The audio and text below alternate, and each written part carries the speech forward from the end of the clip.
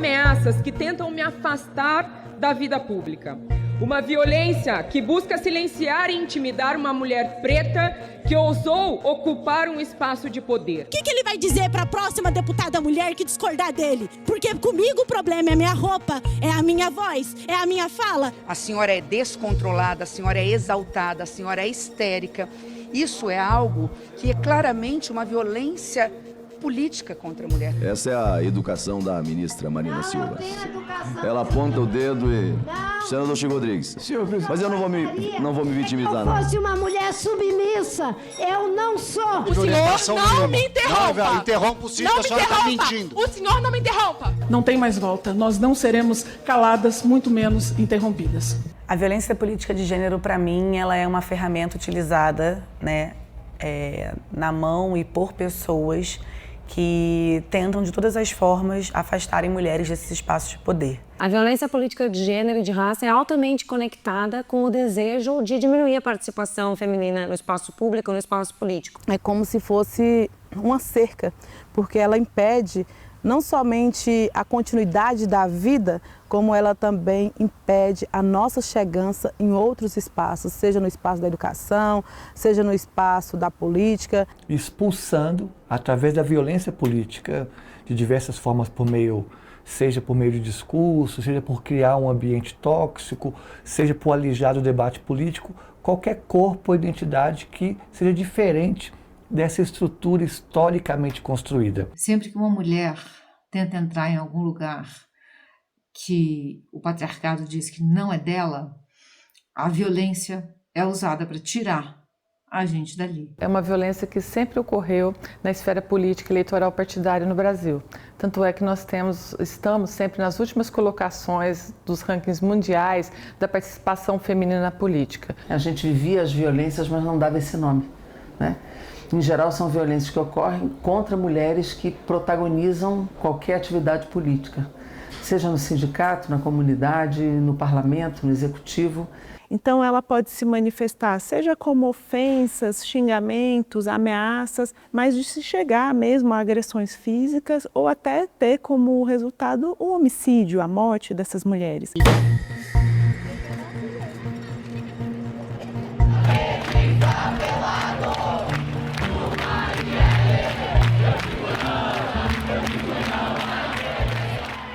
No dia 14 de março de 2018, a vereadora carioca Marielle Franco foi assassinada. Mulher negra, criada na Maré, favela da Zona Norte carioca, ela se destacou por sua luta contra a violência policial. E quando a Marielle é assassinada e retirada desse espaço da maneira com que foi, tanto que a minha ficha não caiu naquele 14 de março, nem quando eu cheguei no lugar do crime, nem no dia seguinte no IML e no velório dela.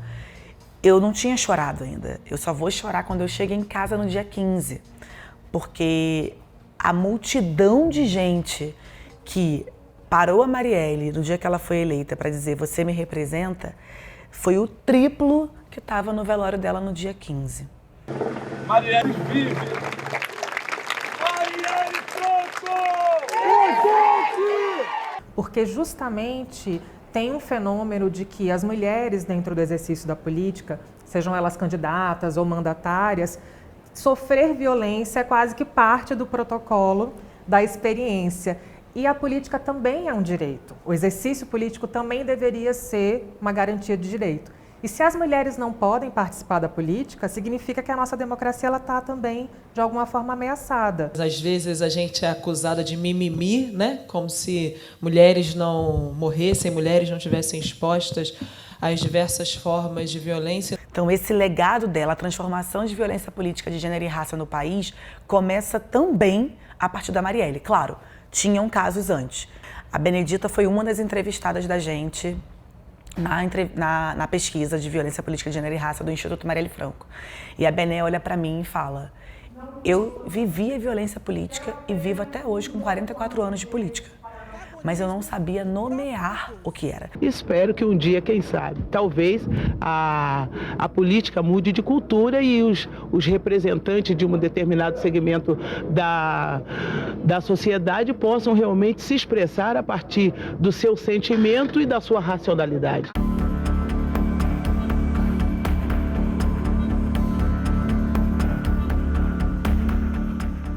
quando um parlamentar, alguém que deveria representar os valores democráticos e civilizatórios, se dirige a uma mulher com palavras carregadas de misoginia, ele ofende todas nós, ele reforça um comportamento estrutural que quer diminuir e silenciar as mulheres.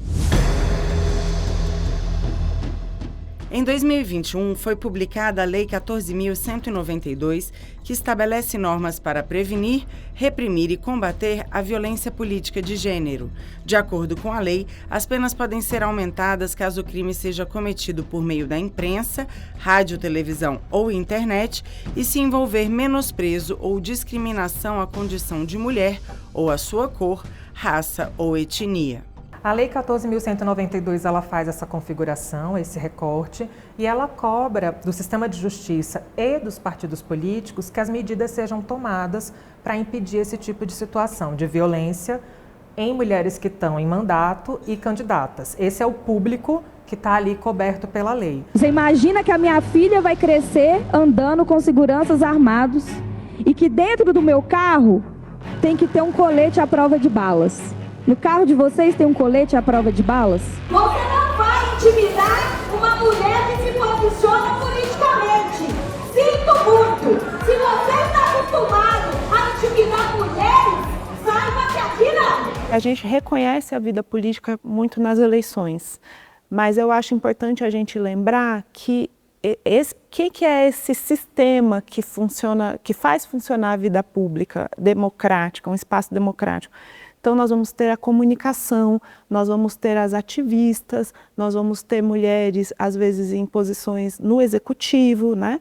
E mulheres também que são eleitas. Acredito que é muito emblemático para todo mundo o caso das jornalistas ou de comunicadoras que sofrem violência política, às vezes vindo de homens na política ou de outras mulheres na política e que estão desprotegidas por esse mecanismo. Você é uma idiota. Você é uma idiota. Você é uma ignorante. Você é uma ignorante. Eu tô cagando pra você. Cagando não é pra você. Tô me lixando pra você. Tô me lixando pra você. Além do Código Eleitoral, a violência política de gênero pode ser enquadrada também em outras normas, como a Lei Maria da Penha, se houver relação doméstica ou familiar, o Código Penal, em crimes como ameaça, injúria, difamação e coação, e inegibilidade, conforme a Lei da Ficha Limpa, caso o agressor seja condenado. Inclusive, nós temos representações e denúncias de crimes contra a honra, por exemplo, que encaramos e fazemos a representação como violência política de gênero, porque é contra alguma mulher que ocupe um cargo no Poder Executivo, como uma ministra, por exemplo. Imaginem vocês o que é ficar com a Marina 6 horas e 10 minutos sem ter vontade de enforcá-la. Todo mundo riu, eu ri, brinquei. Foi brincadeira.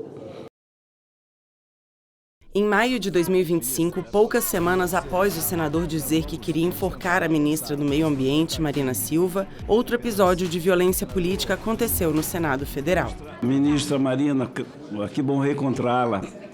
E ao olhar para a senhora, eu estou vendo uma ministra, eu não estou falando com a mulher. Eu estou falando com a ministra. Não, eu estou falando com a ministra. O senhor está falando com as duas coisas. Porque a mulher merece respeito, a ministra não. Por isso que eu quero separar. Me respeite, ministra. Eu estou lhe respeitando. Me respeite. O senhor que tem que Senhor falar. presidente, me respeite, ministra. Me respeite. Você ponha no teu lugar. Vossa Excelência tem a palavra. Isso, presidente! Vossa Excelência, não venha, presidente! não venha. Não é caso isolado. São ações coordenadas para que a gente saia, para que a gente desista, para que quem está fora não se sinta encorajada a entrar num lugar que faz esse tipo de coisa. São armas muito antigas. Esse tipo de violência é uma prática coordenada muito antiga do patriarcado, para que a gente simplesmente não tente entrar. Nós lutamos para ter uma ampliação deste artigo para também abranger, nessa esfera específica, a violação dos direitos dessas outras mulheres que não as candidatas ou as detentoras de mandato, mas isso não quer dizer que todas as outras mulheres estão totalmente sem nenhuma proteção, não estão. O Monitor da Violência Política de Gênero, ele é um projeto do Instituto Alziras que vai avaliando o funcionamento do sistema de justiça. Infelizmente, os dados são estarrecedores, porque nós fizemos um acompanhamento desses 3 primeiros anos de execução da lei e dos 175 casos que foram representados pelo Ministério Público, somente 7% tiveram encaminhamento. Então, a maior parte dos casos, eles são ou arquivados ou encerrados. Dilma Rousseff, Manuela Dávila, Marina Silva, Joyce Hasselmann, Tabata Amaral. Quantos casos não ficam impunes todos os dias no Brasil? Não serão xingamentos que vão me intimidar, me atemorizar. Eu não me abaterei por isso. E eu achava que esse lugar aqui poderia me proteger mais. Aniele Franco, ministra de Estado da Igualdade Racial. E você chegar num lugar e tomar a primeira pancada de várias áreas e de várias frentes, faz com que você também primeiro crie, né, uma casca, uma robustez, eu diria, para estar nesse espaço e se manter, mas ao mesmo tempo os ataques não paravam ali. É diferente quando você é uma mulher negra, é diferente quando você senta nesse espaço e comparam você com outras mulheres, desde a parte física ao seu potencial e ao seu currículo. Nesse caminho, fundamos o Instituto Marielle Franco, organização que se tornou referência do combate à violência política de gênero e raça e na defesa dos direitos de mulheres negras, pessoas LGBTQIAP+, e periféricas faveladas. Eu estava acostumada a defender mulheres da favela, da Maré, de outros lugares, de outros espaços, mulheres quilombolas, mulheres parlamentares e tal, mas eu não estava acostumada a ser o foco do ataque.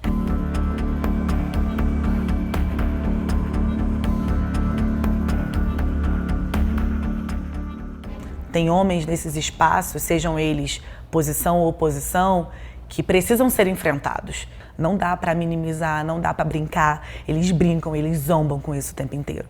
É inadmissível um país que tem mais de 50% da população sendo mulheres, mas em cargos de poder e de protagonismo não ter quase nenhum, assim. E quando tem, ou ser assassinada ou ser atacada. Ofensas horrorosas, dizendo que vai me matar e matar minha família das formas mais horríveis e sempre com requinte de crueldade, assim, de coisa. A senhora tá nervosa, deputada? Quer um remédio? Ou quer um hambúrguer? O senhor cale a sua boca porque eu estou no meu tempo. É inadmissível que numa comissão parlamentar de inquérito, deputadas eleitas sejam atacadas por qualquer deputado, em especial pelo presidente dessa casa. Porque independente de governo, de oposição, seja lá o que for, nenhum homem de bem, nenhuma mulher de bem pode aceitar um desrespeito de tamanha gravidade. Eu te digo o meu primeiro episódio de violência política de gênero aqui, que eu não entendi assim à época, foi em 92, quando eu pedi minha licença maternidade aqui na Câmara e foi negada. E ela foi negada com um argumento absurdo, de que não tinha vínculo empregatício, e eu tive essa recusa, eu tive que fazer uma mobilização nacional para que a Câmara pudesse criar a licença maternidade para uma mulher parlamentar. Na realidade, nos fez perder tempo diante de uma responsabilidade tão grande, um assunto tão sério. Um outro episódio que eu vivi foi na campanha para o Senado Federal, em 2006.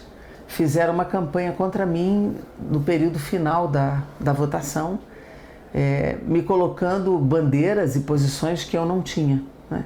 E isso, principalmente em relação ao direitos sexuais reprodutivos, ao aborto, das drogas, foi uma coisa assim, muito violenta, né, em relação a mim. Hoje foi comigo, ontem com a deputada Maria do Rosário, anteontem com outros parlamentares ou parlamentares homens. Amanhã pode ser com qualquer um de vocês que apoiou a atitude fascista do deputado Alberto Fraga ao dizer que mulher que fala como homem tem que apanhar como homem.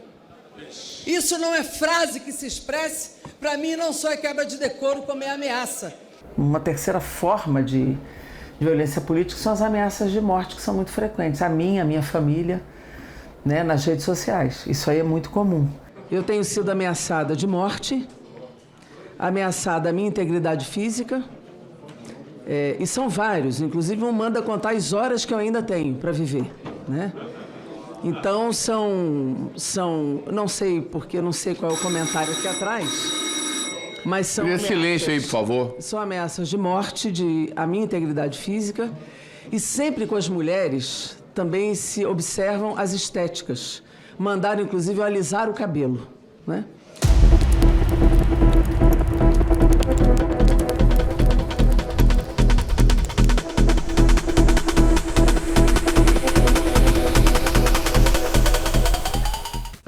gente está falando da violência política de gênero e raça, a gente não está falando do machismo cotidiano. A gente está falando de um outro instrumento, da misoginia, que é o ódio às mulheres.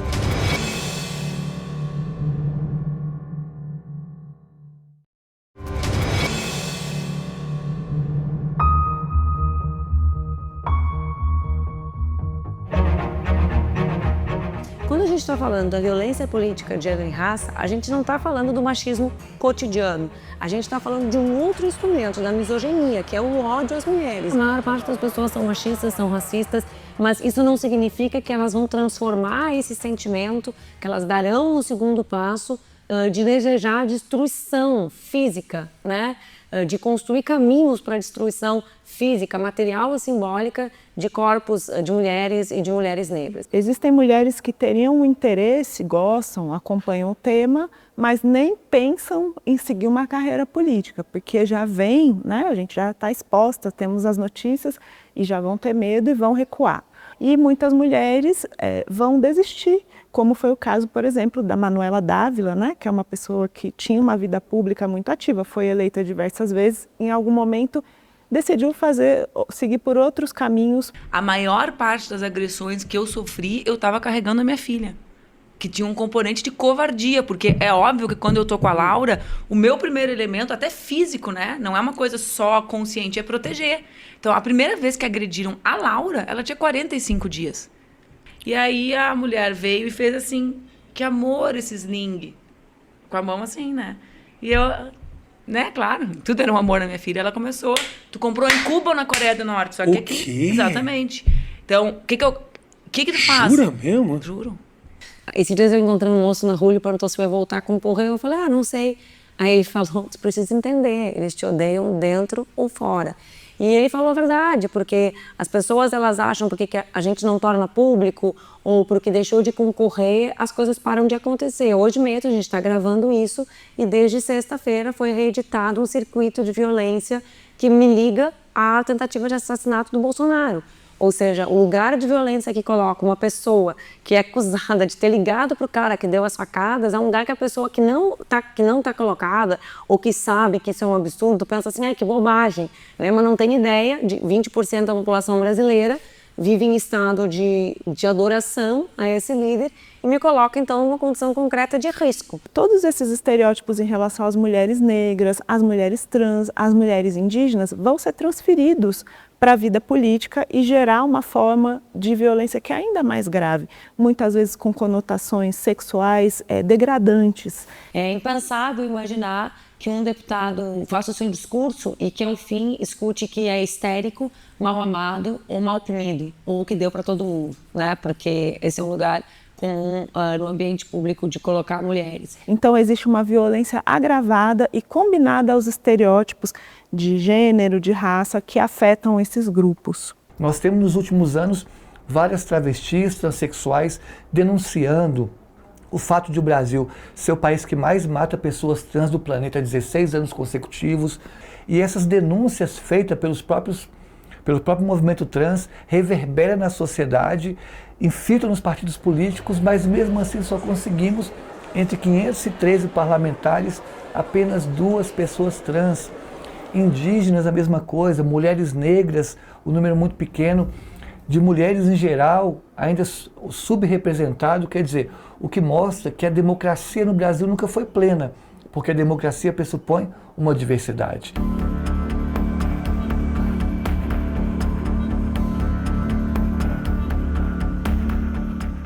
Sabe quando a gente fala de necropolítica, nós estamos decidindo quem vai viver, quem vai morrer. Então eu falo que também existe um necroparlamento em relação a gênero, porque escolhe quem vai falar, quem não vai falar. Embora todo mundo foi eleito com os mesmos critérios, tem parlamentares que inclusive foi muito bem votado em seus estados, porque nós estamos num momento de ascensão das mulheres. Então o necroparlamento relacionado a gênero escolhe também quem vai votar projeto de lei, quem não vai, porque quer medir, monitorar a nossa presença nesse lugar. E as pessoas, inclusive violentadas, muitas das vezes não sabem que estão sofrendo violência política de gênero. Por exemplo, quando o partido político não dá estrutura adequada de recurso para que as mulheres disputem uma candidatura de forma minimamente decente e igualitária com os homens, muitas acham que é assim porque sempre foi assim.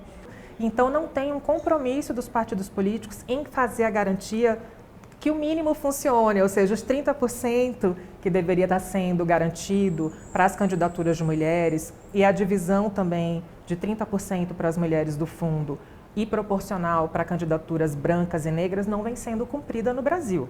Então, se as condições para participação não são cumpridas, se não existe sanção para os partidos que não cumprem, a gente nunca vai conseguir virar esse jogo e fazer com que as mulheres tenham mais participação. Uma coisa é a disputa política, outra coisa é criar realmente uma imagem de que a política não é um espaço adequado para a mulher. 98% dos perpetradores que cometem violência política de gênero no Brasil, dentro dessas representações que foram acompanhadas, são parlamentares ou que estão no mesmo patamar da vítima ou inclusive numa hierarquia inferior. Ou seja, é importante perceber como o ambiente da política ele é um ambiente hostil e violento. Seja no próprio parlamento, a mulher ela não está protegida, uma mandatária, uma vereadora, uma deputada. Todos os movimentos que eu fiz foi porque o sistema político não me protegeu, né? Eu não precisava ter feito nada do que eu fiz para me proteger e a minha família. Bastava que a política brasileira tivesse me protegido. Quando eu era agredida fisicamente pelos militantes do MDL, tinha que me esconder. Eu trabalhei 4 anos de gabinete fechado na Assembleia, sendo a deputada mais votada daquela casa, né? As pessoas achavam que era o quê? Que era bobagem, né? Os caras me esperando com arma na saída do elevador parlamentar. Quando eu lanço a minha candidatura em 2018, grupos neonazistas começaram a mandar e-mails e telefonemas para a escola que eu trabalhava pedindo minha demissão só porque eu estava disputando para o Senado a eleição, só por eu ser uma pessoa trans e ousar disputar o Senado. Em 2020, quando eu ganho as eleições para vereadora, recebo e-mails dizendo que iriam me matar e transformar a escola que eu dava aula no mar de sangue.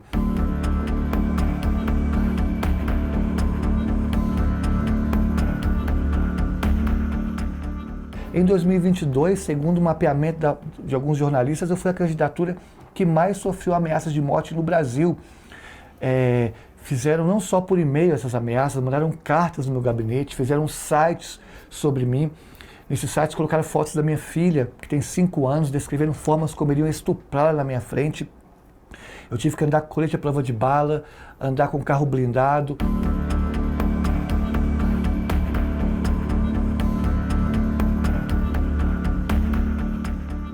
A outra questão é que quando eu dou 3 passos adiante, vem a bomba jogada, arremessada da Depol. E aí meu povo que viu, eu estava de costa, veio para proteger. Mas na hora que eles vieram para proteger, que fizeram a roda, a bomba já acertou no meio, que acertou na minha mão e virou insuportavelmente asfixiada com spray de pimenta, gás. Por que vocês jogam spray de pimenta em mim? Eu sou deputada! Meu olho tá morrendo de dor! Meu olho tá morrendo de dor! Eu não consigo lembrar como que me atravessaram para a grade. Foi quando, no segundo momento, com a polícia militar, quando a violência política de gênero e do racismo não reconhece, não acredita que eu sou deputada. Eu não estava ali dando carteirada porque deputada. Eu estava no meu exercício de trabalho, inclusive invasão pode ser chamada quando você não tem autorização de entrar naquele lugar e quer adentrar. No meu caso, eu estava no exercício de ser parlamentar. Ela é deputada. Ela é deputada, ela é deputada.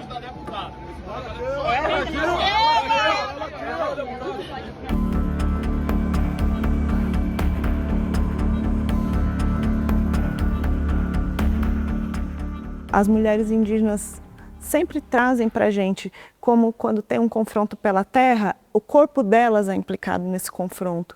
É uma atuação política, elas estão defendendo o território ali delas.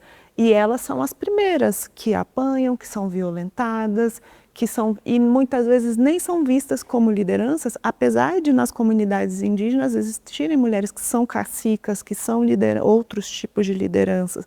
Nós acompanhamos 320 casos, de situações de violência política. Nós já chegamos à marca de aproximadamente 50 denúncias, com várias condenações em primeiro grau, mantidas pelos tribunais regionais eleitorais. A lei é um avanço porque é difícil sofrer um crime que não é categorizado, né? Vê bem, na eleição de 2020, Porto Alegre assistiu uma das maiores barbáries contra uma mulher. E um dos jornalistas me disse que ele não podia parar os debates porque a lei eleitoral obrigava que um adversário que dizia absurdos a meu respeito não fosse interrompido porque ele tinha direito ao mesmo tempo que eu. E eu perguntava, e se fosse racismo? Vocês iam aceitar que isso fosse dito no ar, ao vivo? Tu é uma patricinha mimada, tu podia estar comprando uma bolsa, tu podia estar indo no shopping, tu resolveu ser prefeita, tu não pode ser contrariada. É uma lei insuficiente, não é lei ainda que trabalha mais com a punição do que com a formação, né? Porque ela tem essa origem mais punitivista. E a gente sabe que a punição ela é uma parte importante, mas ela não muda a realidade.